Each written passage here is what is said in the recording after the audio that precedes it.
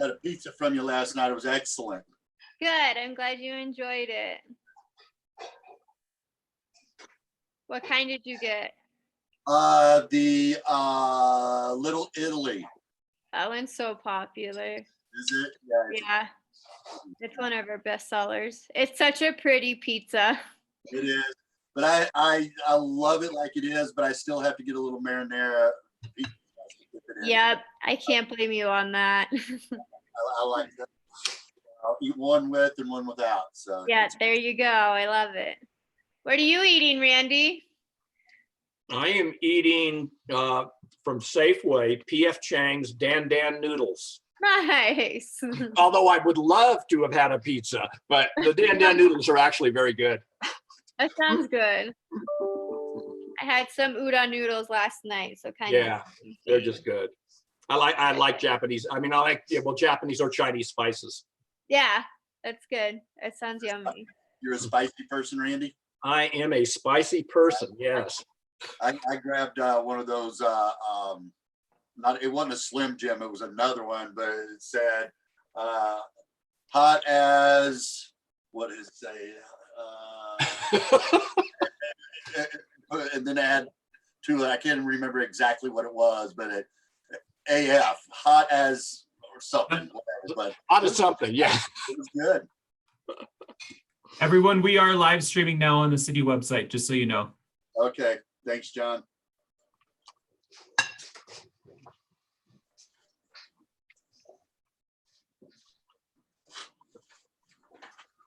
Mike, is Andy's going to be joining, right? He will be, yes. Okay. Did he have a chance to kind of draft out an initial layout?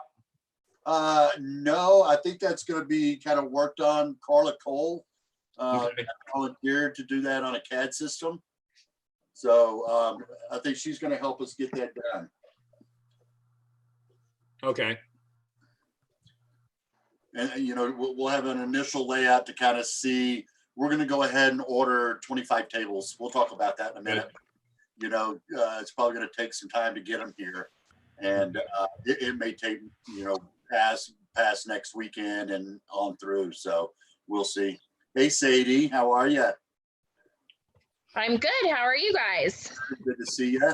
Hi, Uchi, Ursula, Uchi.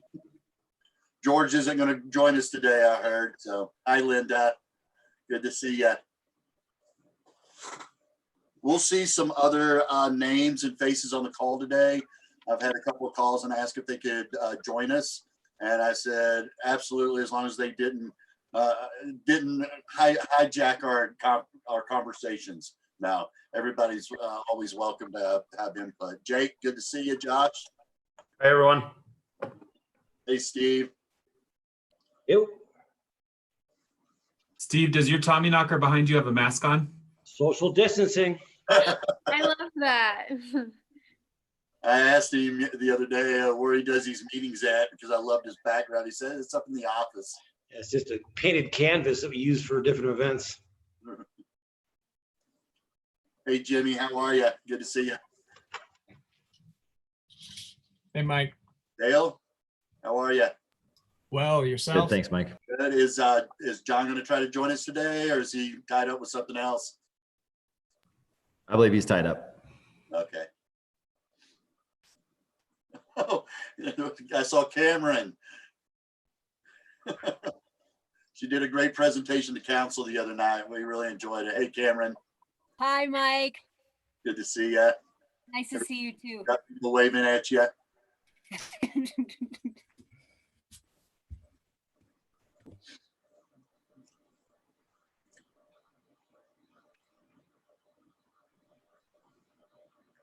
All right, it's 2:00. We'll give a few more minutes because I know there's going to be there's a few that's trying to get on their internet and have a little trouble, or it's just running slow. So we'll give a few more minutes.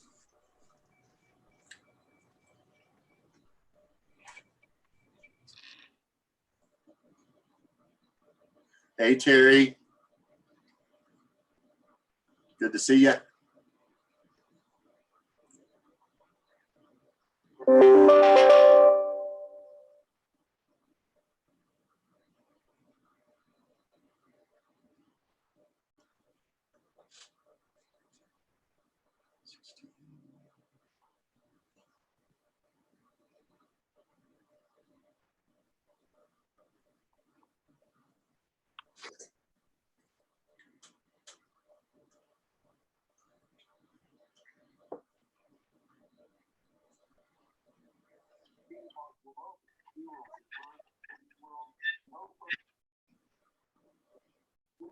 Hi, all. Mary Jane. Hey, Mary Jane. Hi, Carla. Hi, Mike. Hi, everybody.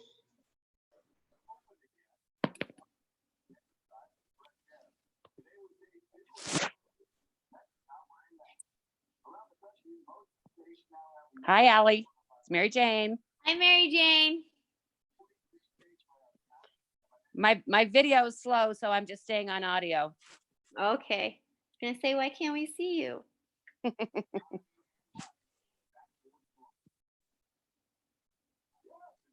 All right, let's go ahead and get started. Thanks everybody for being with us today for, I guess this is meeting, what, 3? And we've got some information to give out and kind of what's been going on, not behind the scenes, but out front and behind the scenes. We'll just really, did everybody get a printout or get a email with the agenda today? No. Everybody kind of shaking their head, yes? Yes, yes. I think John sent it out. So let's go ahead and get started. We'll just kind of follow what John's put out here for us. A roundtable discussion. I want to hear from everybody and kind of what you're hearing, some additional ideas, some things that you, how you're already, the gift shops, back, hey, Marcel, was the governor allowed the gift shops to start opening across the state and giving some relief on that. We've been keeping that information on our website as well as we can. We post everything that we hear with the orders. It's found on our website at City Hall, and it's also on the website at the city, and the county's been posting it also. So those are 2 great resources, and we keep them updated every day. John Kane's done a great job maintaining that for us. So I want to just open it up. And first I'd like to hear from Terry and on the medical side and tell us what you're hearing and some of your thoughts, Terry. So I'm up. Okay. So what I have heard so far is that, well, first of all, I guess the information that we had received from Andy Marsh with a lot more of the public health information on how detailed it is going to be for our progressive reopening. So I thought that was very good information. Andy, thank you so much for that. And I know I think you had sent that probably just before the meeting, our last meeting, but I hadn't seen that yet. And also, I've been in talks with Cindy Dickin, and she is interested in having me work on the mental health and behavioral health side of things, because that's going to be part of the fallout from the COVID, and we're trying to address that now. I'm working with Chris Kraus and Joni Albers, and they're going to be sending me a list of preliminary mental health and behavioral health resources, including the Colorado Crisis Line, including myself, including Jefferson Center. I think Jefferson Center is probably going to be one of the primary contacts, but we also need to sort of spread things out because there are people who have specific expertise in, for instance, pediatrics, people who have expertise in veterans assistance, in adults, in patients who have a history of schizophrenia or bipolar, things that I can manage, but I would prefer to have someone be able to address the crises for schizophrenics and bipolars. But if it's simply anxiety and depression and issues around triggering with the COVID crises, then that's certainly something that I can help people with. If they're suicidal, of course, we have the Colorado Crisis Line, and that's something that we use.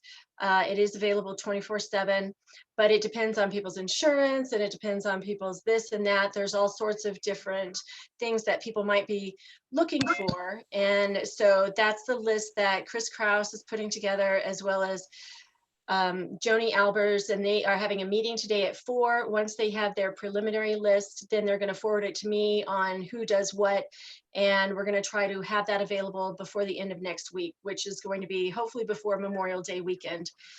I did receive a number of updates from Quest Laboratories on the tests that they have available. They're very, very stingy with their labs. They only want to give me 6 testing 6 labs that I can use, and I believe that's the antibody. The problem being that I asked her if they're FDA approved. There are a couple of different wellness centers in Lakewood that have gotten in trouble this week because they are advertising that their COVID testing is FDA approved when in fact it is not. And when I asked my rep at Quest whether it was approved, I kind of got a long story, and there's some in-depth exceptions because of the emergency and the need for testing right now. But she did not tell me flat out it's approved. She says Quest is an approved testing site, but she was not able to tell me straight out that it was approved. So I would not want to put that on my website, and I would not want to pass that along to anyone, making you believe that something was FDA approved when it actually was not. Now, the problem with the nasopharyngeal testing, which is far easier to do than the blood test, the nasopharyngeal testing tells you the antigen and whether you actually have the infection or not. So you may actually have the infection, but there's a lot of false negatives on it. And if you test today, and then the incubation period being 14 days, you might actually test positive the day after or a few hours after you are initially tested, and you don't have a reinfection. It's just that incubation period is a full 14 days. The other problem with the antibody testing, which is the blood test where you have to get a blood draw, is that antibodies show that either you have an active infection with IgM, immunoglobulin M, or IgGs, which tell you that you have been infected, IgG antibodies. And unfortunately, even if you show the antibody for IgM or IgG, you can later test negative and then test positive again. So there's issues with testing positive, testing negative when that's not actually a true result. And then the other problem is that you could be getting reinfected. So the antibodies that you might be developing from the infection are not guaranteeing that you do not become reinfected. So that's something new that we are seeing with this virus, because frequently if you're getting immunizations or if you have been exposed to something before, then that provides some level of immunity so that you're not going to be reinfected. Unfortunately, that's not what we're seeing with this. We need more testing coming. It's just all very frustrating. So we can laugh or we can cry. I have done a little of each, but I think that we are having some hope. Dr. Fauci has come forward and said that there is a vaccine that looks promising. The NIH was doing a test, and with this controlled study, what they do is they're controlling, all of the patients are infected, all of the patients are clear of infection, and then they are exposed to COVID, and then who is not getting infection because of this vaccine. So with a controlled trial, you have a placebo arm, and then you have the arm that's getting the true vaccine. And they have stopped the study early because they have found that the vaccine is being effective. They haven't quite let it go long enough to be statistically significant, but they have made the decision because of the emergency that they are stopping the study, which is the ethical thing to do, because you don't want to cause harm, but you want to know what works. And so the NIH is working on this vaccine. That still means we're months and months away, but at this point, it gives us some hope. And so I'm liking that. The other thing that I'm sure, Mike, you're aware of is this drive-through testing that's coming up. And perhaps you're already going to address that. Can you explain what kind of test is this going to be, Terry? Because that was a question that I was going to ask. Because it really doesn't call out what exactly this is going to be. Yes. So I received this release and it explains, this is from May 12th, so 2 days ago, and it is from Christine Kraus. So on 2 days, May 19th and May 26th, between 9 a.m. and 1 p.m., they're going to offer this testing. It's only for people who have symptoms. So you can't just say, I want to be tested and actually get an appointment. You have to call ahead of time, you have to get an appointment, and then you can do the drive-through. So to say it's drive-through is a little bit of a misnomer. So it is a free test. She has 100 of the test kits. Okay, it is the nasopharyngeal.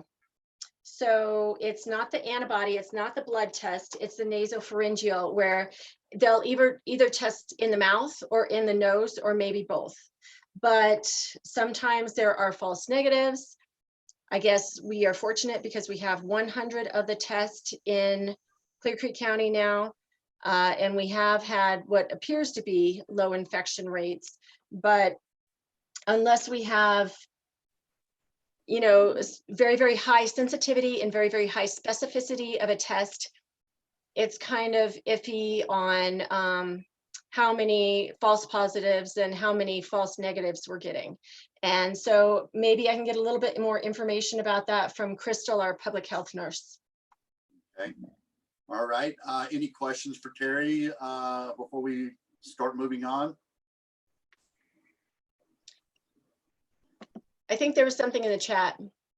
I think Carla said something in the chat. Carla, did you want to ask Terry something? Yeah, Terry, I just was wondering if you guys are talking about preventative mental health issues as opposed to just after the fact, now I'm going to call a hotline or talk to somebody.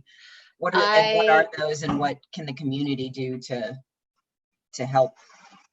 I think one of the biggest barriers with people getting mental health care is stigma and not wanting to come forward. They think they're the only one, or they think that it's a character weakness.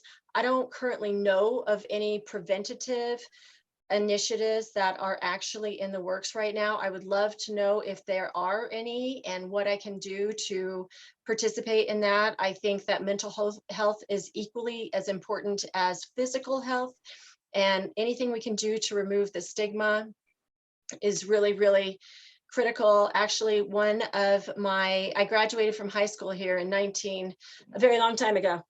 And one of my classmates, her son was found dead in I believe it was last night, maybe the night before.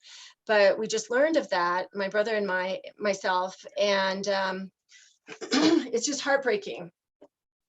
And we don't know the cause of death, but we have suspicions, and a lot of times it's overdose, a lot of times it's suicide.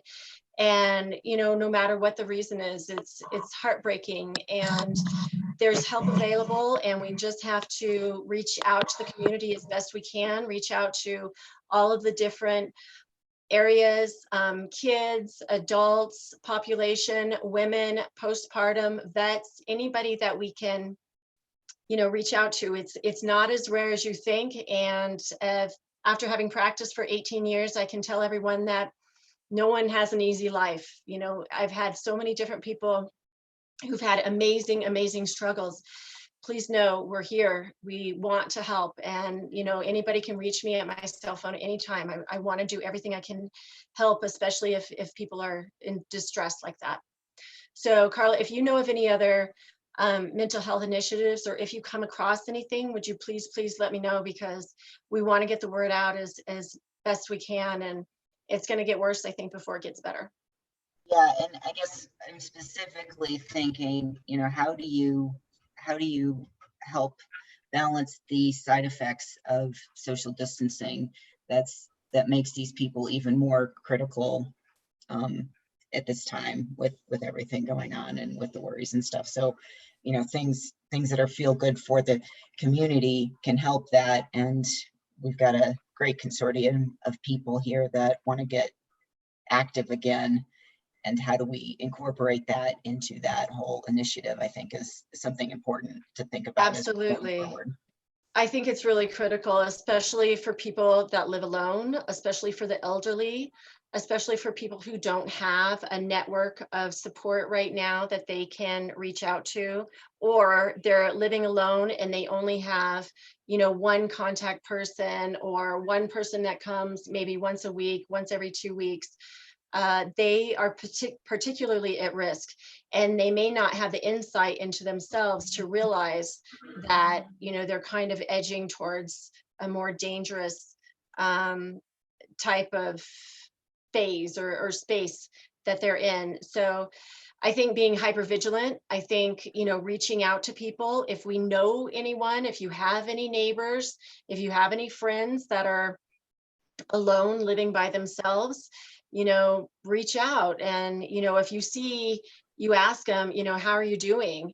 And then they're just like, oh, fine. They kind of brush it off. Or, if they start to have a discussion about a pain point, if someone that they know, their spouse has died, or if they've had a child die, so many things have happened. If they've experienced war, there's so many things that happen in people's lives that are traumatic, and they may be, reliving those now. So please reach out to them. Please contact me. Let me know anything I can do, and give them my name and number.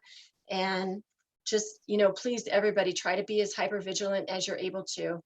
I want to add one segment to that list, and it's the kids that are social beings by nature. All these kids are staying at home. There's also kids that are now having to be at home in environments that aren't safe for them. Yes. So things are happening even beyond Absolutely. what any of us want to think about in those cases. And so as well, all of our kids aren't being watched by professionals in the school district, and certain mental health issues may be missed over the next 4 months, 6 months, depending on how long this goes. So it's important for us as a community to remember all of that as well. I think that's really important from the childhood side, because domestic violence has had an uptick. Child abuse has had an uptick. Cindy Dickon, our appointment was actually put off for a little while because she had to address a child abuse situation. And it's not just abuse, but it's also neglect. Neglect is another type of abuse. I have twins, and fortunately they are able to play with each other, but they're 4, and they would normally be in a structured curriculum in preschool, but now they don't have that anymore, and their days are not very well structured, because I can't do everything that those teachers can do. They're amazing. But I agree, we need to have that hypervigilance for the families, for our community, for our neighbors, for anything that you see that might be out of the normal. Please reach out to myself, Crisis Line, Colorado Crisis Line, to Jefferson Center. We all want to help. So thank you for bringing that up, Carla. All right, thanks, Terry. Thanks, Carla. All right, so we're going to kind of move into talk about, we had a meeting, some business owners and others showed up earlier in the week to brainstorm and brain dump to try to figure out how we could, when we get the go ahead from the state and from the governor, of what our expectations are on how we're going to manage this, what our expectations are as business owners, and what we're going to be allowed to do. I don't know, is Charlotte, are you on with us yet? So Charlotte Hampson agreed to be on with us from the county to kind of talk through some of the CDPHE type stuff and what we're probably going to face over the next few weeks, moving into the relaxation a little bit of the orders. And hopefully she'll get on with us in the near. Andy, were you going to say something? Yes, Mayor. She will be able to join us at our meeting on Monday. Oh, Monday. Okay, I'm sorry. I misunderstood. Okay, well, that will be Monday. George actually sent me a couple things, but we've already covered them with Terry, the drive-through testing and things like that. So we'll go back to kind of the folks that were at that walkthrough. I want you to tell the other group of some of the things that we talked about doing, how we would implement them, and how we would work with each other.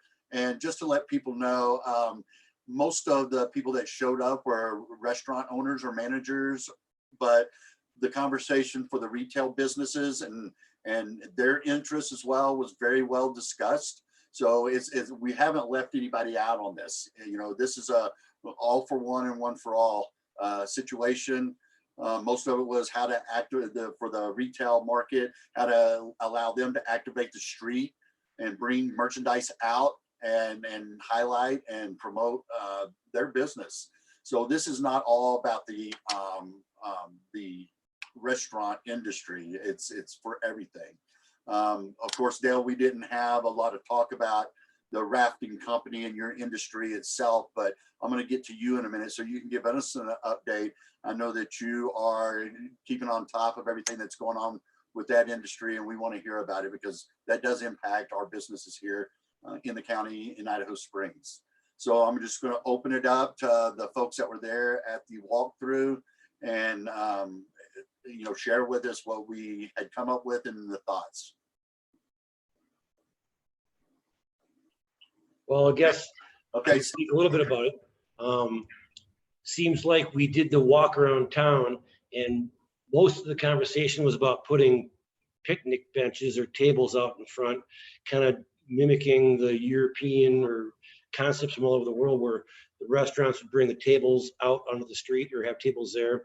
And we discussed the pros and cons of doing or legality of doing table service versus to go.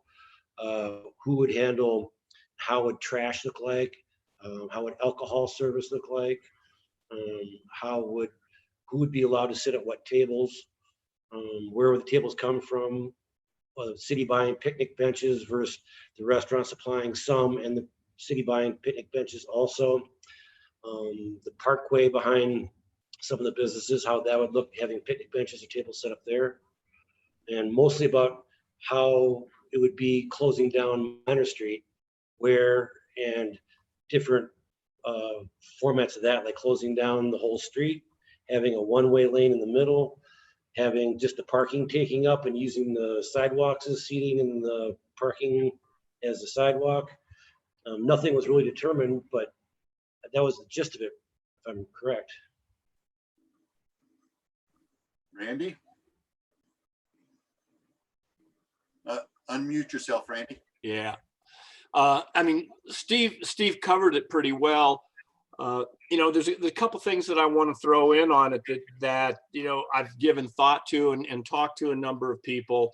And I think that, you know, all of us on this call, you know, recognize that, you know, the economic health of the town is just critical because it's the way the money flows. It flows to the employees, that flows to the restaurants and stores. The tourists coming up flows to the restaurants and stores, tax base coming into the city. So the economic health is really important to get going.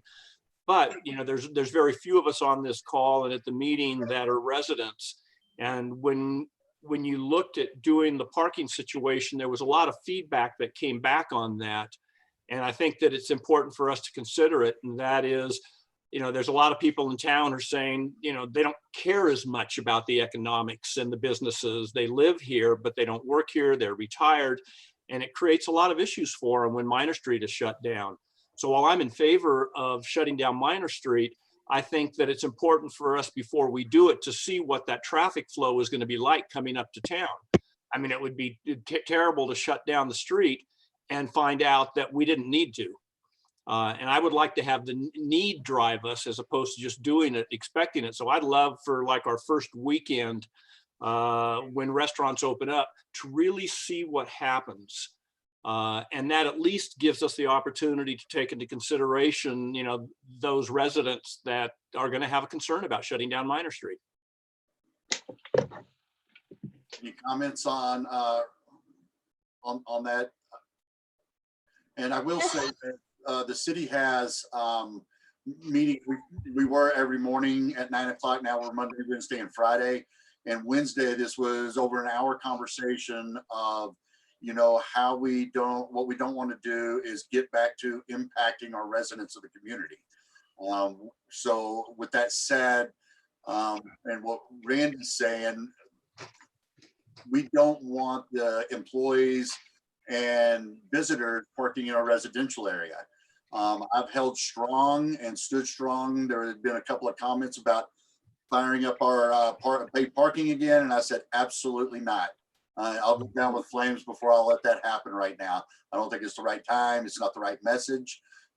However, we have to be able to control, if you will, where our employees are going to park and how we still maintain the quality of life of the residents that have gotten accustomed to over the last year, since last summer, of being able to park in front of their house. We don't want employees going over there and parking, and if we get overpacked, we don't want our visitors parking in the residential areas. And I think that's what Randy's kind of alluding to is, is it just about the businesses and you're willing to throw the citizens on the back burner and not worry about us anymore?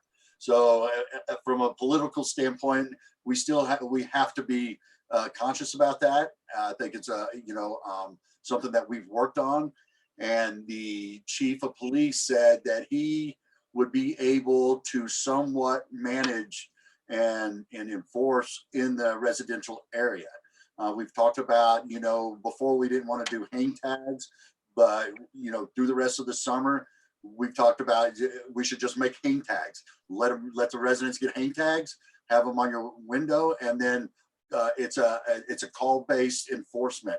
If you see a car that's been parked there for a while and it doesn't have a hang tag that is not a resident, you call in, and we'll have one of our officers, or Chris said himself, would go over there and see what was going on and either and probably cite or try to find out where that car owner is. Yeah. Hey, Mike, one more thing, and I forgot to mention it, is, in looking at the residents in particular, but certainly some of the travelers that come up, based on how, if we end up shutting down Minor Street, how we would shut it down on some of those kind of peripheral side streets, is maybe marking some additional temporary handicap parking. In particular, that issue came up a lot, so that local residents who are somewhat handicapped have a place to park that's closer into town when they come into town. Okay. We are a little limited in that area because those streets do not meet ADA requirements. That's why they're not currently marked. So that's a really important conversation. That's why we ended up giving all handicapped people free parking wherever they are, because the grade of those streets is really is higher than the ADA requirement. Then Jonathan, again, maybe there's a way where it's not handicapped, but we can just indicate with signage reserved for a certain group of people. Sure. And we just ask people to try and respect that. But I think we need to make the effort. Okay. And we're taking notes on all these things. So our lot we call it the bus staying lot, over across 13th, where a lot of the rec district folks park. I don't know, we still don't know how and what percentage of capacity that they're going to start operating at, until the order is modified. So we saw over the summertime that lot was one of the least used lots. So, and this is going to be help, with the downtown managers and business owners to point their employees to that lot, and please park there. We want the spaces behind the buildings closest to us for our customers. I think that I know that going into this summer, none of us will need our maximum employee service. It's just not going to happen, especially with a 30% capacity that we're looking at. And, you know, businesses, none of our business can operate at full staff capacity and be able to pay them and somewhat succeed with only 30% of the business potential. Carla, I think, I don't know if I heard it from you or Andy, you said it to Andy, that maybe we could be talking to the school district about when the playground comes out and a potential of using that for some employee parking over there. Yeah. So right now we do not have an approved replacement plan, but we know that we're trying to demo that playground, including the asphalt, in an ideal situation, that whole thing comes out. We could do it in stages or we could do it separately. We're having trouble finding a demo contractor. We're having trouble finding not a demo contractor, but a decent price or anyone who will accept the rubber that's on that old rubber that's on the playground right now. So that's why there's some lag here in the schedule. But yes, that whole thing needs to be demoed as soon as possible. And it could happen at the beginning of the summer, at the end of the summer. But right now, I think it's very plausible to work with the district to utilize the asphalt piece. All right, thanks for that update, Carla. Let's see, Allie, you were at the walkthrough the other day. Do you have any things you'd like to share and some things that you liked or disliked about the things that we were making a list of trying to do? You gotta unmute yourself, please. Sorry, I unmuted it and then I muted it back. I think it's a good idea to close down Minor Street and give the businesses a chance to expand their capacity to serve or whatever for the customers to be able to sit outside and stuff like that. I mean, I do have to agree with Randy about having the residents maybe getting a little bit angry or whatever, but I think that at this point in time, the residents need to realize that, like the businesses are the ones that do kind of help, we are the economy, we are the ones that are making us go. And I think that if we utilize everything that we can, then we should try to make it happen. I mean, we don't want to make anyone angry, but I think it's a good idea. And I know that there's a lot of other places that are starting to, look at doing certain things like that too. So that's pretty much all I have to say. Thanks, Allie. So, hey, it's good to see you, Chip, coming on. Everybody knows Chip Bear. Good to see you. So activating the what we call the mall area. Some will, Steve said, oh, yeah, behind my building's not going to be as advantageous as the walkway behind Marcel and Chip's place. But, we're all working together. We got with Asta, and Asta can make a comment also because hers is going to be a different type. She's just the opposite of most of us. She does 20% food and 80% alcohol. So how can she also be included in this? And I think that some of the ideas that we were throwing out, she was very satisfied with. And so also we've been talking about us being able to close off an area as a special event, or can we extend the restaurant serving area out to the curb or further? And these are all ideas that we're working very hard in implementing and getting in place. And Andy, if you want to talk just a second about what you saw in the paper this morning that you had mentioned to me. Sure. There's a front page story in the Denver Post about throughout Colorado, communities looking at ways to expand their retail and restaurant businesses out into the open air to typically in a downtown Main Street. So it's being considered in cities as big as Denver, all the way down to cities like Idaho Springs and Salida and Aspen. So one thing that I found interesting in the article, and I also heard through other sources, is that the state is also realizing that this is a way to, if the restaurants can only open a certain percentage in June, for instance, this is a way of perhaps expanding their capacity a little bit and doing it safely. And it sounds like the state is actively considering, actively considering guidance in that area, but also with regard to alcohol sales. As you know, we operate under the state statutes regarding alcohol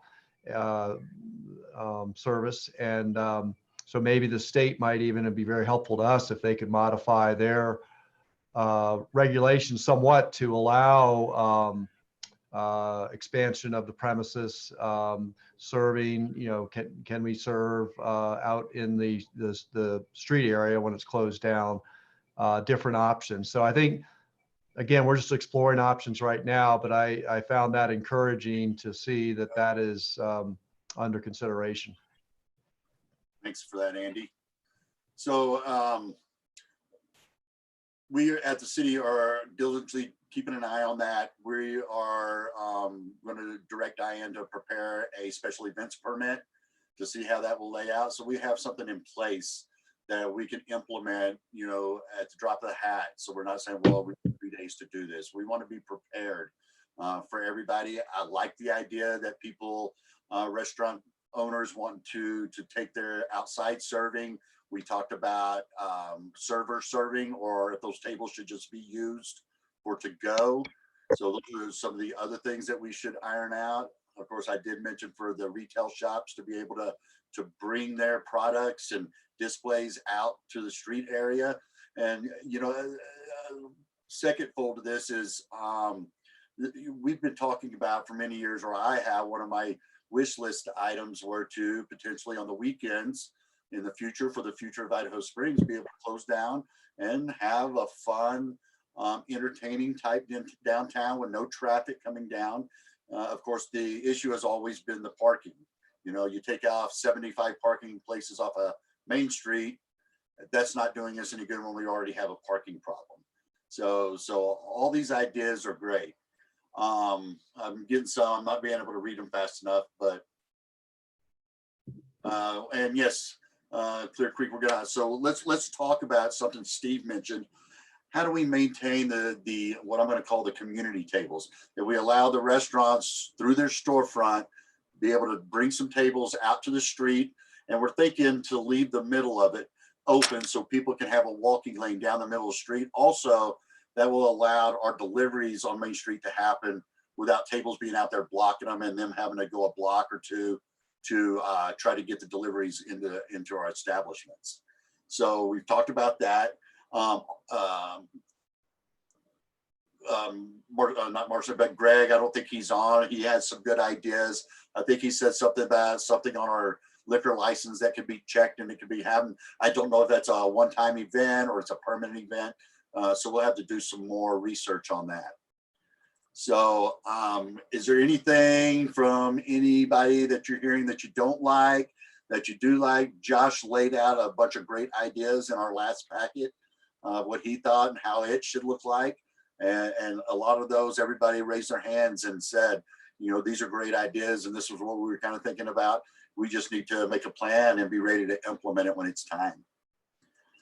Mike, when you guys were looking at the parking being an issue for the residents, was there also concern about the traffic patterns and closing off Minor Street and what that does to the traffic patterns?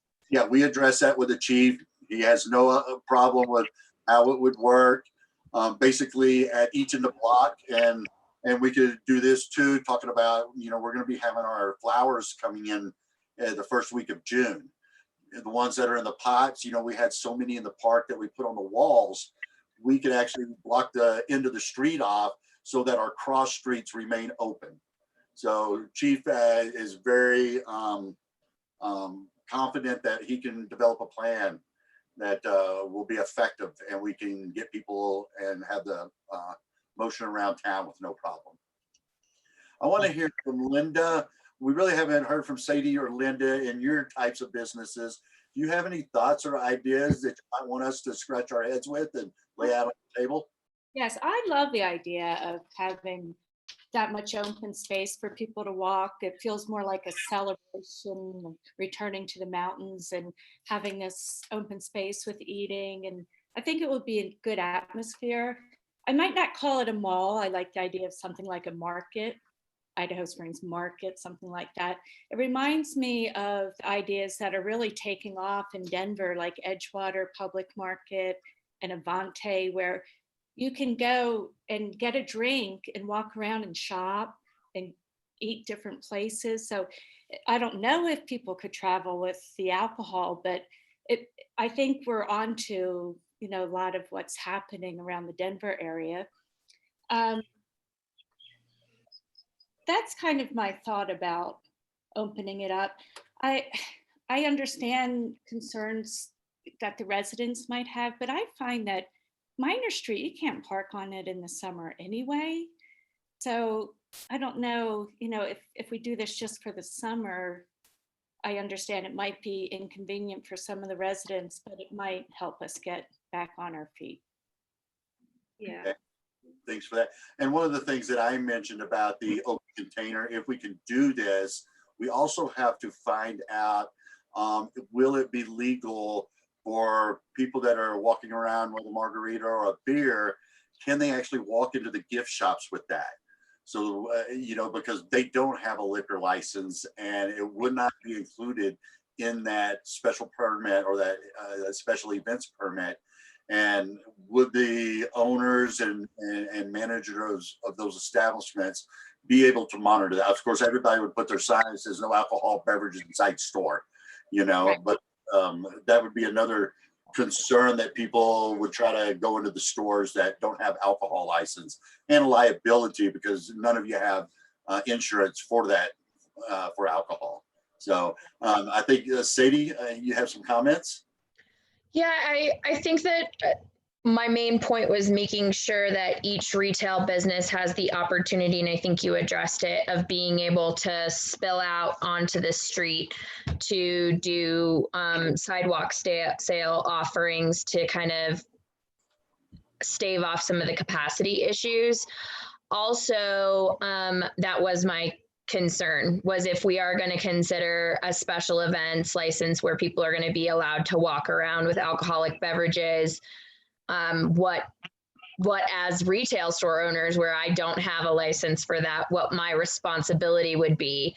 Obviously placing a sign outside my door, but then is it my and my staff's responsibility to enforce if somebody walks into our business with alcohol and or creates an issue with it? Where does my responsibility lie? And I just want to make sure we're kind of paying attention. I sometimes feel like it might be better to have the restaurants have their own little designated areas for alcohol service and not have a free for all where everyone can just walk around Minor drinking from everywhere.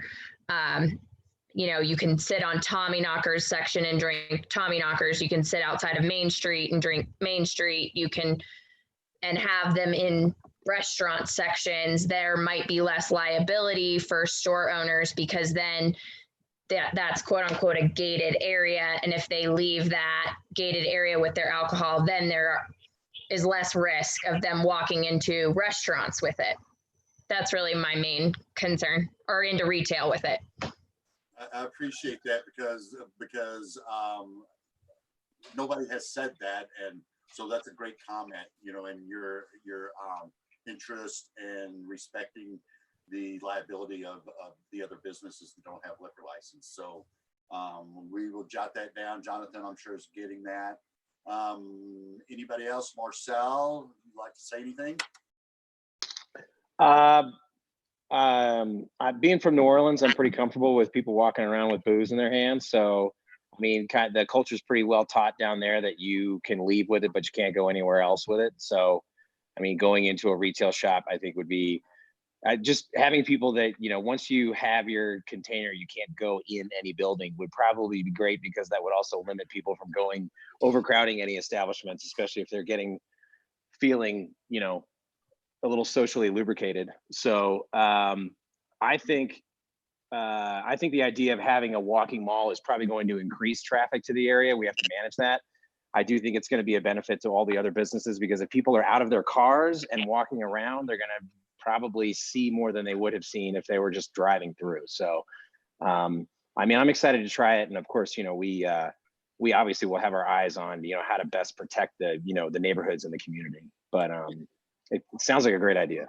Yeah, Marcel, I'm with you. I'm in favor of them being able to walk around with it. You know, from our store, I would think as long as we have it well posted that no alcoholic beverages can come in, then I think I have a degree of protection. And then I just need to enforce it and ask people to leave if they bring it in. It is one more thing to manage, but I think it adds a lot to the marketplace concept, if you will. Yeah. Could I jump in here? Sure. All right. I want to commend everybody for the energy and the direction you guys are going. When I first heard about this in the last day or two, I was going, this is exciting. I think this can be a whole new beginning for the community. I think the walking mall kind of aspect, the marketplace, is extraordinary. I think it can be just great fun for not only now, but into the future. As far as people bringing their food and drink into places, I think you just say no outside food or drink allowed, and that goes for restaurants and for retail establishments. You just don't allow food and beverage to come in. That's normally what you'll usually see. But I think the ability of going of a group to be able to get together, and somebody comes into Bojo's, somebody goes into Tommy Knockers, into the cidery, and they can sit and bring their things together. I think it could be just really, really a lot of fun and could be excellent. You know, one of the biggest problems again is going to be the parking and establishing to get the employees so they're not parking in downtown. I think that's great. But you guys are, my hats off to you guys. I don't do that often, but great job. Thank you. It's easy to say from Hawaii, right, guys? Yeah, we've been totally locked down here. It's been horrible. Oh, is that right? Hey, thanks. Yeah, Glad to see you can't go to the beach or anything. And you know, and the perfect example is somebody might want a cider, something from the cidery. They want a cider instead of a beer, but they want to go get a pizza, you know. Yeah. And where do they sit? Then we have the community tables, if you will, that they can go sit down at. It's nice to hear that the chief of police is supporting our ideas, working with us. We'll come up with a traffic mobility plan for us and keep an eye and help enforce of this. Now, if we get into something that we see that this is not working at all, that we're seeing a lot of problems with it, then we need to have a contingency plan. I don't know if it was Allie or Randy, somebody said, may have been Steve, said, so when we get our sun showers, when the rain starts coming down and the people are sitting there with their food and their drink outside, what happens to them? Do they all of a sudden start trying to run into buildings, and all of a sudden you're not meeting the more than 10 gathering or the capacity of the building that the owners do not want to have? You know, I think Sadie, you're letting like 3 or 4 people in at a time, and they have to be masked. And so she's done an excellent job of setting the stage and setting a standard of what the rest of us should be looking at. Do you have any comments? I got a couple of more. I think that's really well put. Maybe having a few tents, a tent in each block or something like that people could maybe go under. Again, another thing that was brought up a little while ago, as far as do you treat this as a to-go thing for the restaurants, or do you have outside service? I think outside service could be really, really tough. I would think that it'd be a lot operationally to do it. You buy it as a to-go item. You can get your drink as to go. You get your food as to go. You go out to your table that you pick up, and you bus your own tables. And we probably need to have some things as far as people walking around doing sanitizing and stuff like that. And that is on the agenda. We talked about that. We've got some city crew that can help out with that. but it was not surprising that the business owner said, you know what, we'll put a staff member to help us do that. They were Agreed. all going to be cooperative in making that happen, not only keeping the tables clean, but also picking up the trash that we know will hit the ground out there and stuff. So, you know, I couldn't be more happy that the way this community has come together to try to work out a plan, done brain dumping, and collaborated to come up with a great idea. Hey guys, also, this is Dale with. We invited Christina Martinez to the meeting from Marion's. I've tried to reach out to them, but you know, at City Hall, Andy and myself and John, we continue to talk about, you know, how Marion's, you know, I'm fortunate enough, I've already got outdoor seating. So it really doesn't affect me that way. I can't put tables in my parking lot because then I wouldn't have anywhere to park.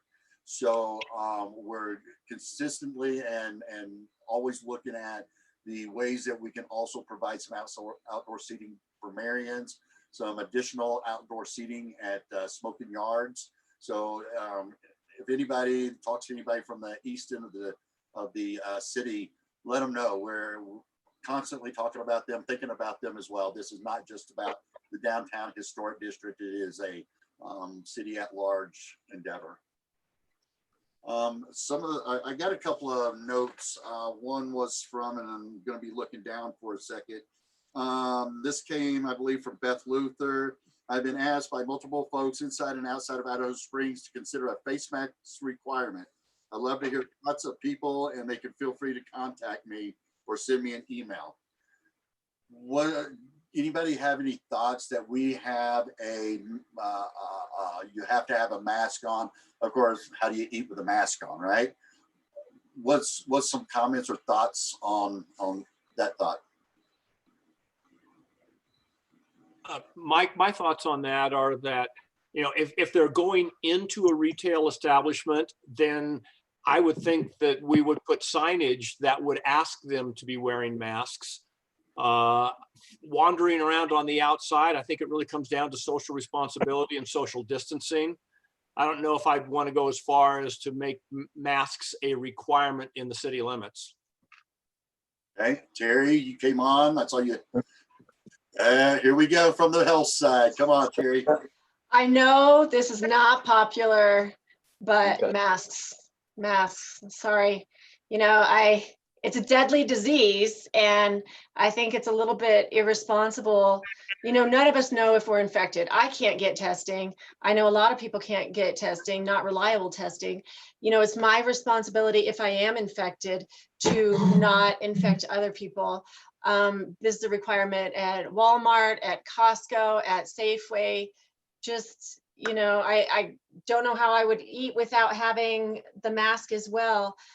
There's just a video I saw out of Japan where how quickly the virus infects everyone. These 4 people sitting at a table, and there's no sound, fortunately, because I don't speak any Japanese, but it was remarkable because when they turned on the black light, they could see how quickly this virus spread to everybody at the table. I'll see if I can find it, but someone had forwarded it to me. So I know it's not popular. I know, you know, a lot of times I have to be the bearer of bad news. Unfortunately, you'll just have to try to figure out how to, you know, lift the mask when you're eating, but otherwise masks on is my opinion. Yeah. Terry, I want to throw back to Terry real quick that, and I agree with you. We know how easily it spreads. As we look at the infection rate is predominantly those over 60 and those with pre-existing conditions. Yes, it impacts others, but there comes down a certain amount of individual responsibility for managing yourself in this environment. And so I think absolutely, if you're over 60, you should be wearing a mask. If you have comorbidity issues, you should be wearing a mask. But the impact on the population under 60 is while there, very, very insignificant if you look at the numbers. I saw your PowerPoint, Randy. I don't necessarily agree with your analysis, but I can say, you know, we don't know what our infectivity is because we don't have reliable testing. And unfortunately, there are pediatric patients that are dying from this. They have an inflammatory process called something like Kawasaki's disease, which is deadly. It affects, there's a rash that develops, and then there's a heart involvement. And there have been patients that are the same age as my kids that have died. And I'm on a lot of different Facebook groups and physician groups, and I see these cases, and there's not as many reports of these cases, but I don't think we have adequate studies. And, you know, I don't think our statistics are accurate, and a lot of our healthcare authorities are, the World Health Organization and the CDC are going back and forth on the recommendation. We're calling it whiplash recommendations, because everything keeps changing. You know, every day it's something new. And, you know, it's not like the CDC is lying to us. It's not like the World Health Organization is lying to us. We don't have the data we need. And it's really frustrating. And, you know, I think you did a beautiful PowerPoint, but I just don't agree with all the analysis. And I see that, you know, you had a statistic about $42,000 was spent on each, I think it was each case of each positive case of COVID, which I thought was interesting. However, our president has stated that we don't want to do more testing because that just makes us look bad. I'm paraphrasing, but I'm frustrated. I'm frustrated. So I think I don't think I'm blaming anybody. I'm not blaming anybody. I think that, you know, everybody's trying to do the best we have they can, but we don't have all the information yet. So that's all. All right, thank you. So Ursula brought up something that, you know what, I don't think we've ever talked about this, and she's got an excellent point. Can we really do a special events permit if we're not allowed to gather in more than 10 people? So I don't think that we've been talking about that. We've been talking about spacing and would this special events permit violate the order by gatherings more than 10 people? So that is I'm glad you put that up there, Ursula. I did think about that. Do you want to make any more comments on that? Yeah, just real quick. First of all, I want you guys to know that I think Minor Street, closing it and having a walkable avenue will be awesome, I think. And I have a few ideas that I think will make the space be cool and enjoyable for everyone. But I also have a couple things that I think need to be mentioned and we need to think about is that we will not, I'm assuming that what we're gonna need now, because the special event might not be an option, is get a variance. And I was listening last night actually from some meetings from another counties actually, and they were talking that everything has to be based on how we maintain everybody's health and maintaining all the instructions of the health department or the, you know, the people that is in charge right now, which is the health, telling us that we need to do like safe distancing and all that. So for Minor Street, my thought is we need to make sure, I mean, how do we make sure that we're also not just inviting to have an ocean of people, you know? In Peru, I'm from Peru, that has been a huge issue. They tried to keep markets open, and then there was just so many people, there is no way they could keep the distance that they needed to keep. So that I think I see that's an issue, how we're gonna manage that. I've heard somewhere where people might have to limit the parking allowed in the city, but then is that possible? How do we do that? And capacity, I mean, and based on that, I think we could start by finding out what would be the capacity that we would have on Minor Street.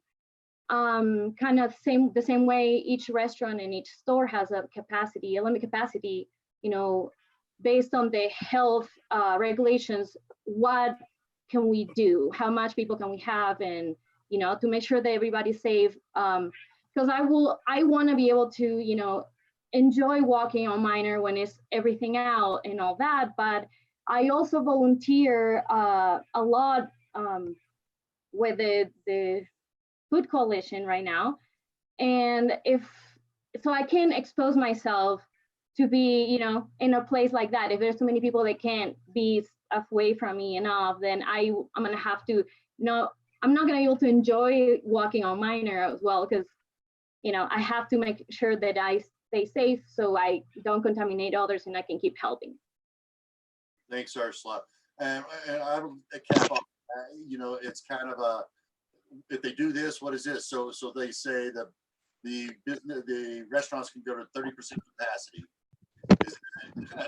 And a place like the Bojo's, it's got over 600 seats. Now all of a sudden you're able to have a gathering of 200 people in the building.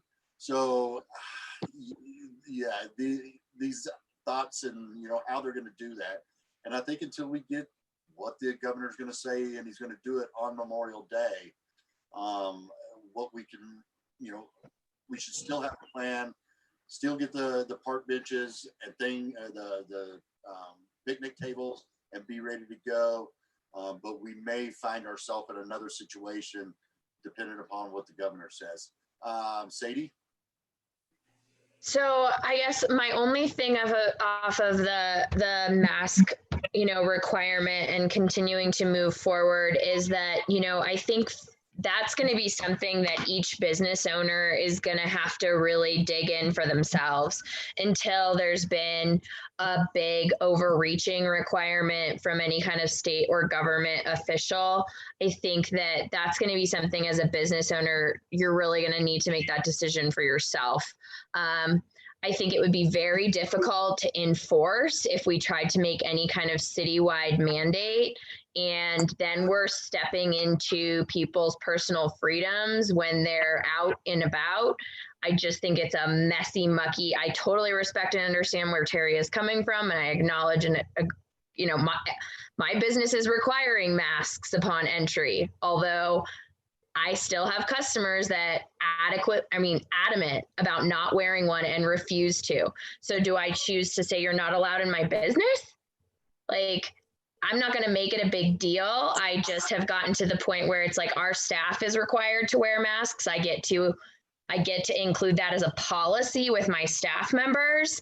And I'm strongly suggesting, and I have it on signage on my door, please wear a mask while in my business. Oh yeah, I got the hammock chair in Guatemala. It's amazing. Makes my life so much better. Anyway, I just think that it's going to be something that each individual business owner is going to need to take into consideration for themselves and their staff. Outside of that, I think it's just so much of a mucky water from a citywide perspective. I think it just opens us up for a lot of problems. And actually, I wish that the governor would come out and say, everybody, when they go outside, you need to wear a mask. That's what they're doing here in Hawaii. We have the lowest transmission rate of any place in the country. And in the last 2 weeks on Maui, we've had, I think, 2 or 3 new cases. And everybody is required to wear a face mask when they leave their house. If they're very strict about it. They're taking it they're really strict. And everybody, when we go into a grocery store or go out and people don't have their masks on, people are nervous about it. Again, this is transmitted. It's very easily transmitted. The easiest way that we don't go back into another wave is to take care of what we've got. We've been going through a lot of hell the last several weeks. Everybody's staying home. We've got the infection rates down. Let's not blow what we've got. The easiest thing that we can do, even though I hate wearing a mask. I hate it. Absolutely. But it's the easiest thing that we can do. And it shows respect. It's not just to protect you from the other guy, is to protect them from you. And they're actually finding out if it works good on both sides. So, the things I'm seeing from the health organizations and that, they recommend everybody wear a mask if they're within, 15, 20 feet of more people when they go outside. And it's touchy, I understand that. Yeah. Terry pointed out that, we do, and we're seeing already, a perfect example is the restaurant down in Castle Rock, that you're violating our rights by not allowing us. And we have those activists out there. Everybody will hear about it. And, you know, it's across the country, it's across the world that people have these potential issues. So let's see what else that I wanted to, Dale, give us an update of what you're hearing from the outdoor recreation and rafting. Well, to be blunt, I don't think there's much to update. We're in a holding pattern. The Colorado River Rapids Association is an association that's submitted a request for reopening guidelines to the Colorado Department of Public Health as well as the governor's office.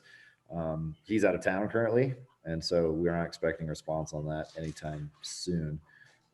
We are hoping to hear soon, but we feel like it's probably unlikely. And I think from a county level, it sounds like likely without state guidance, it may be a challenge for our industry to open. As I'm listening to the conversation about opening Minor Street and all of the businesses and communicating to clients, and I think Marcel said something along the lines of making sure that, you know, the community is aware of whatever policies and rules we have in place. I see our business as being able to be a really great partner with that, because everyone we bring to town, we have a contact info for them. So we can communicate to them. We can give them a city plan. Hey, check out this mall area, or not mall, marketplace area. And, you know, and here are the rules. Here are the guidelines. Here's how you should behave. And you know, here's what you should do when you're in this space. So, you know, I think, you know, should we get our authorization to operate, which we're certainly hoping for, I think we have an opportunity to really partner with all of you in that respect and be able to provide guidance to the visitors to our community on how we expect them to behave in these community spaces. Thanks, Dale. Great information. Let's see who we haven't really heard from. Just about everybody. George, you just got a Board of Health meeting. Do you have any updates that you could share with us? Yeah. Well, just the most recent news from the Board of Health. We just passed a very light loosening of the road closure to allow people to make and meet appointments with businesses that are legally allowed to open on county roads. There's only one business, to my knowledge, that this affects, and that is Tallgrass Spa over on Upper Bear.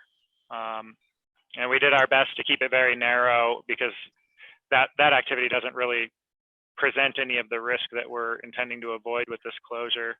The two risks that we're intending to avoid are, you know, causing the need for search and rescue and other backcountry emergency operations, and just trying to reduce traffic. And on that second note, the reduction of traffic, I'll add that we also added a basis for further reduction or elimination of this closure, which I think makes a lot of sense. And it's based on the same kind of criteria that would enable a variance, which is public health capacity to do adequate testing and contact tracing.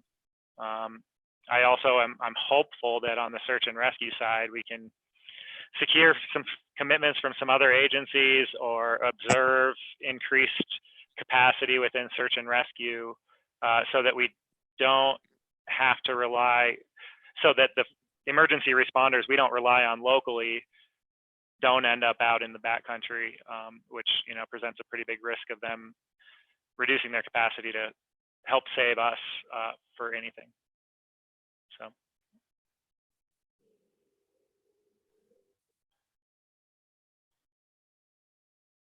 Mayor, you're on mute. I have shared your comments to me, George, so those have been talked about and looked at.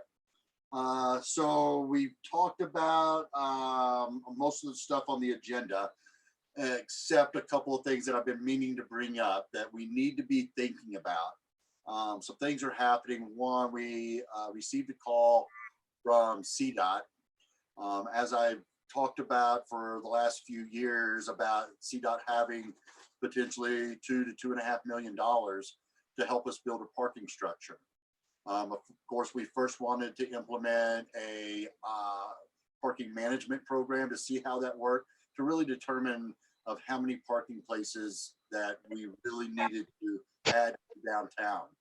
Surprisingly enough, with all the uproar over the parking, the paid parking, the task force that was formed at the city went 11-0. They said, we need to keep this in play. We think that it really benefited the downtown. It managed it real well. So what we were looking at is a parking structure that 150 to maybe 175 parking places instead of 350 to 400, which we knew would be a huge, a huge structure. So we told, of course, CDOT is looking at their budget as well, and they were consistent enough to call us and say, hey, we know what's going on. Where are y'all at? Are you still thinking about doing this? And we said, absolutely. We went from a potential $10 to $12 million parking structure. From what we understand from our parking consultants, not the our parking structure consultants, not the parking management team, that we could probably do it for about $4 to $4.2 million. And if we get $2 to $2.5 million from CDOT, that puts the city and the businesses on the hook for half of it, which I feel is very doable. Of course, what this is going to be have to be as a partnership with the property owners downtown, the business owners that lease from the property owners would not be involved in this, but this would be a group coming together. And Mary Jane and Chip were a part of a downtown improvement district a little over 30 years now ago, and they knew how to put it together. How does the folks that operate downtown and business operators and owners, does this sound like a good idea to continue to move forward? And the type of structure we're talking about is one that we can access from the level that Tommy Knockers is at, and then down on Water Street. So there would be no internal ramping. We would be able to access this structure without bidding, which saves us money and it reduces the size of what we need. And then of course we can have it built to, who knows in the future, way after I'm gone, if the Idaho Springs feels a need to add, that it would be built, that it would be able in addition. Any comments? Yeah, Mike, I'll comment, even though you can't see me. Our downtown improvement district was a huge success.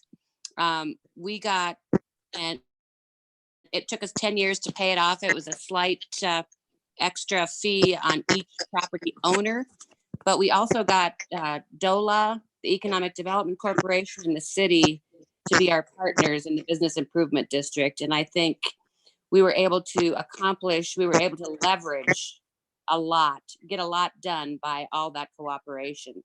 Don't you agree, Chip? Unmute You're yourself. muted. You're muted.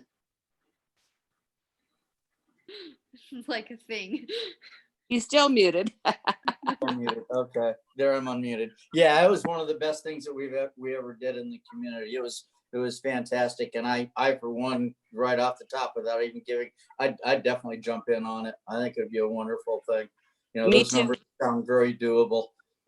100%. Yep. Okay, well, I'm going to rely on the business, the property owners downtown to help us start forming either a business community business group, whatever we want to call it. And we need to start doing this. We told, of course, CDOT was saying, are you going to be ready to start building by 2022? And I think that with the great brain thinking that we've got downtown and around the city, I think we could put something together to propose and potentially start construction next year and have it done by 2022. Does that sound like a decent plan? I'm for it. Okay. I am too. All right. Another thing. Yeah, too. Another discussion that I want to have real quick. I know that Chip and I have had this discussion. Andy and I've had the discussion. The chief and I have had this discussion. We are going to, CDOT is going to be, and we're holding strong. We're laying down in front of the equipment to make sure but they're not going to dig through that parking lot during our summer months. They will hold off the sewer line that they're going to have to put in until the fall. And so far, we have not gotten any pushback from that. I believe that they're going to work with this and make that happen.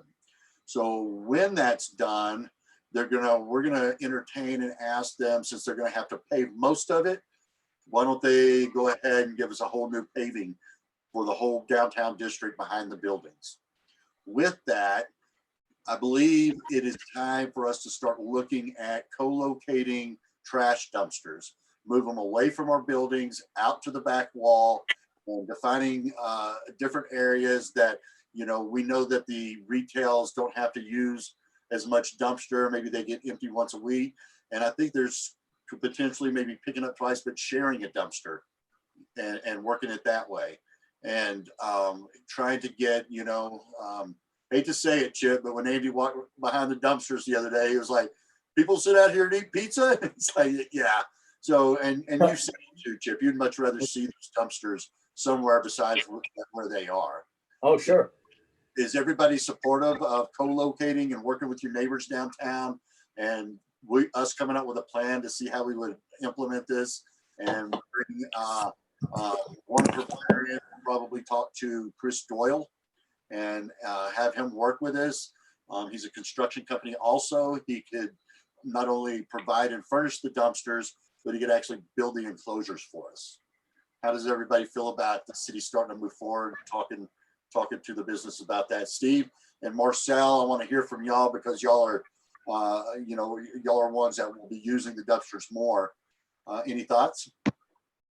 I'm 100% in support of a dumpster program that the city all uses together, or at least our side of the street, or maybe theirs. I think it's a great idea. Okay. All right. Yeah, we're supportive also. We're more concerned about getting a recycling program going in town, because most of our garbage is cardboard. So if there's some way to incorporate that with a community baler or something related to that. I know that Chip was looking at a compactor and a baler sometime, you know, a year ago. I don't know where that's at, if that's really a feasible option anymore. We didn't really look into it too much, but I think, you know, if we all did it together, we had a couple of them in the community. I think that we definitely have to have recycling as a big part of it. I would agree 1,000%. Okay. All right. Good input. Hey, Mike, really quickly on the recycling piece.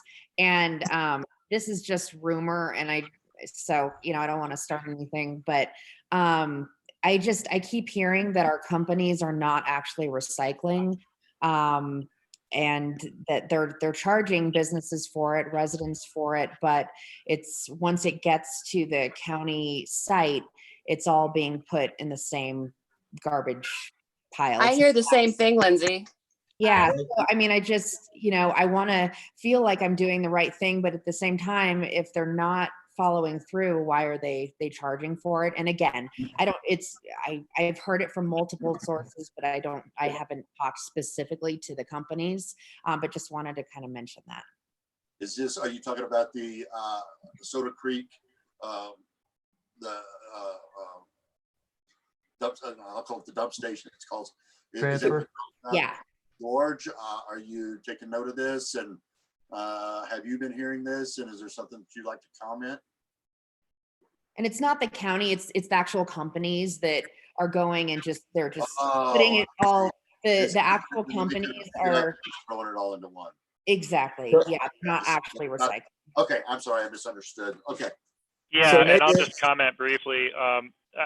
Both before I was in office and then after I got in office, I kept a close eye on that. I've received repeated assurances that the stuff you put in our transfer station goes to recycling centers.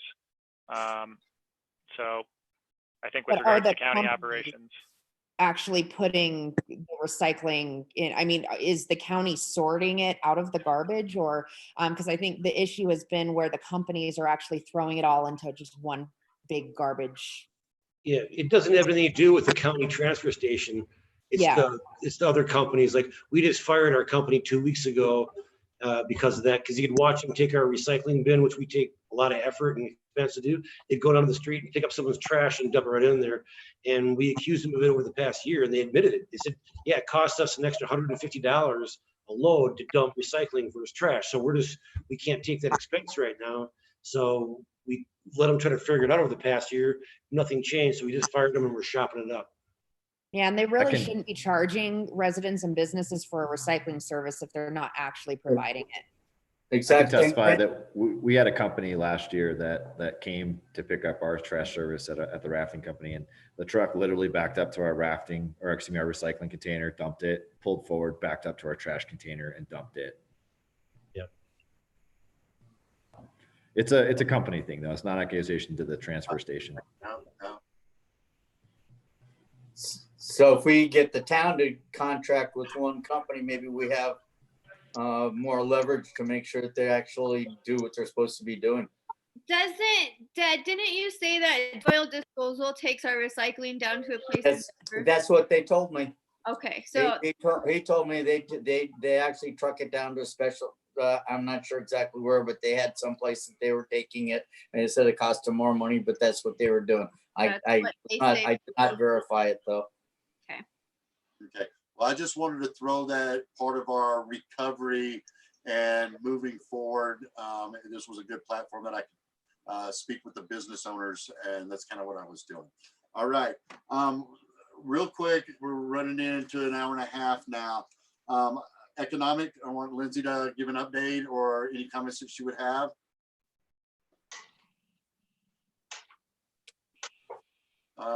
Lindsay, I think. There we go. Okay. Here. Sorry, homeschooling too. Yeah, so we're continuing to just kind of follow what's going on with the SBA funding.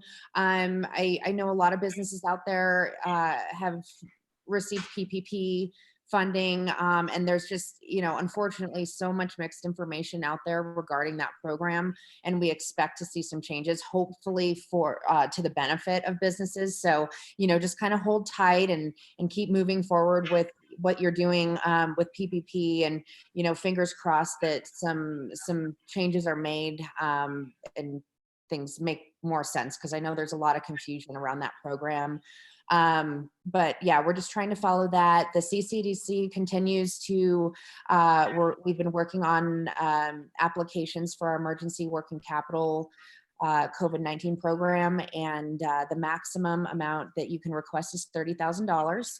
And these are unsecured loans. So if you're an existing business that needs some assistance, they're low interest unsecured loans up to $30,000, essentially a line of credit. And we would pay invoices on your behalf is kind of how we've been doing it. We have approximately $100,000 left in that program to be able to lend out. So feel free to contact myself or John Kane to get more information there. And then of course we have our traditional CDBG program available as well.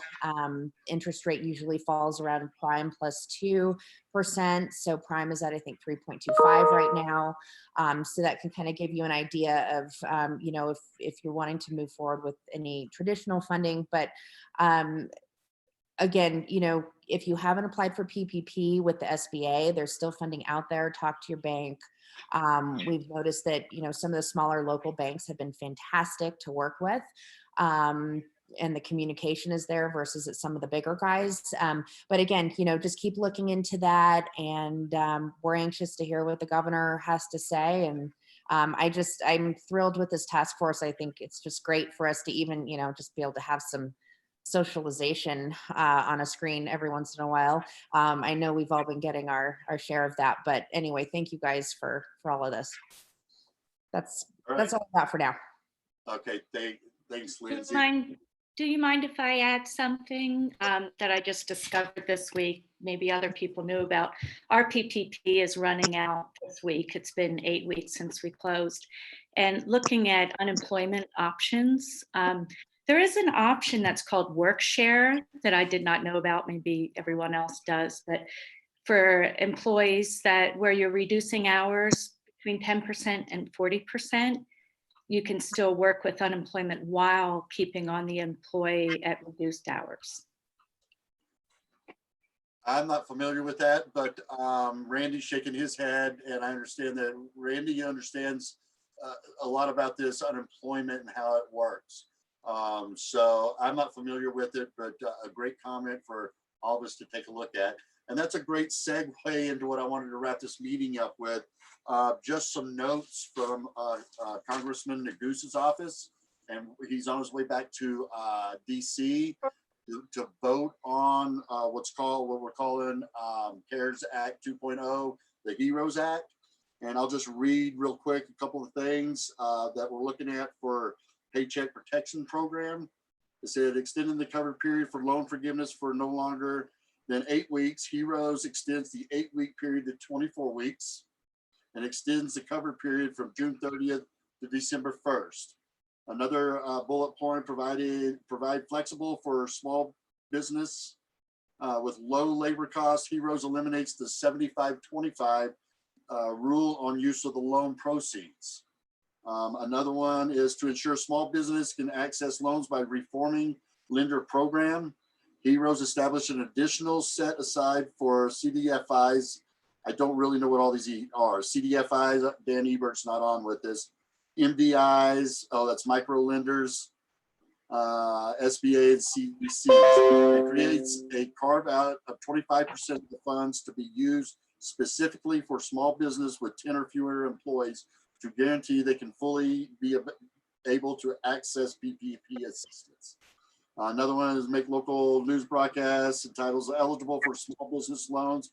HEROES clarifies inclusions of small local news broadcast entities.